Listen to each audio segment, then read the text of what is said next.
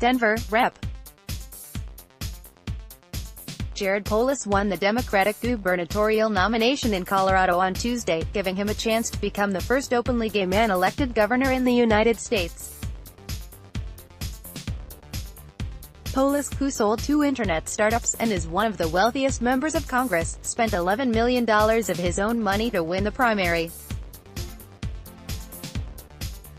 He defeated former state treasurer Kerry Kennedy, state Sen.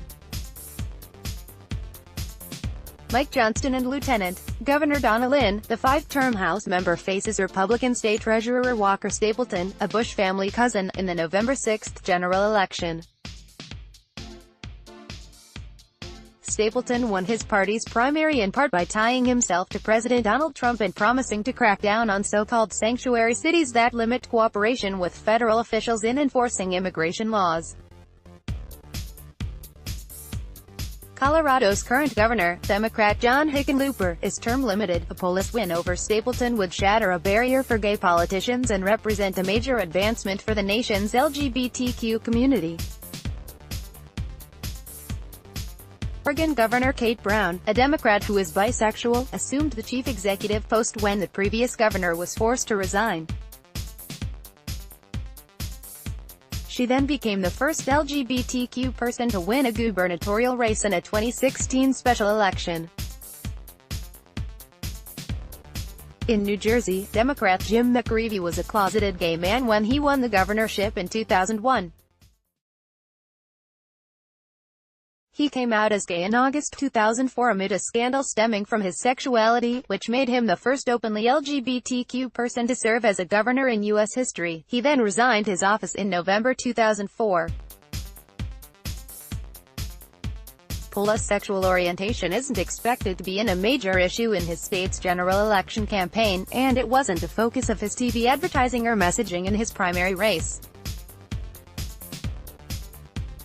Earlier this month, it took center stage as a cowboy-hatted Polis marched in Denver's Pride Parade alongside Anise Parker, the former president of the Victory Fund political action committee that focuses on electing LGBTQ people to office. The 100 or so Polis supporters marching with him in the parade wore pink shirts emblazoned with the phrase, "Take that, Mike Pence," referring to the vice president's record of opposing gay rights. The marchers also handed out flyers promoting a chance to make history. The Colorado race will be one of 2018's marquee contests for other reasons, as well. It offers Democrats a chance to retain the governor's mansion in a key swing state, while for Republicans it's one of the few opportunities to pick up a Democratic-held seat.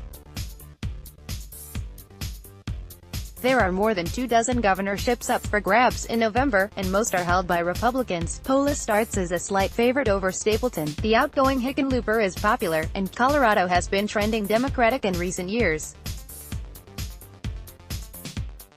Barack Obama carried it in both of his presidential races, and Hillary Clinton won it by roughly 5 percentage points over Donald Trump in 2016. The 43-year-old Polis, who represents a Boulder area district and is a member of both the Congressional Progressive Caucus and the more centrist New Democrat coalition, is to the left of most other successful Democrats in Colorado, including Hickenlooper.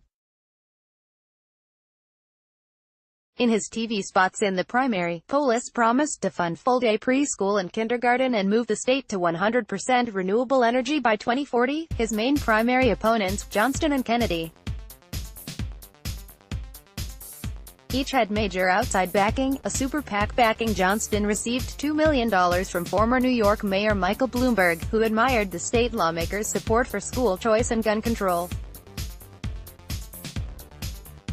Kennedy was the preferred candidate of the state and national teachers' unions, which spent millions promoting her stances on education and attacking Polis on Johnston. Download. Do you have information you want to share with HuffPost? Here's how.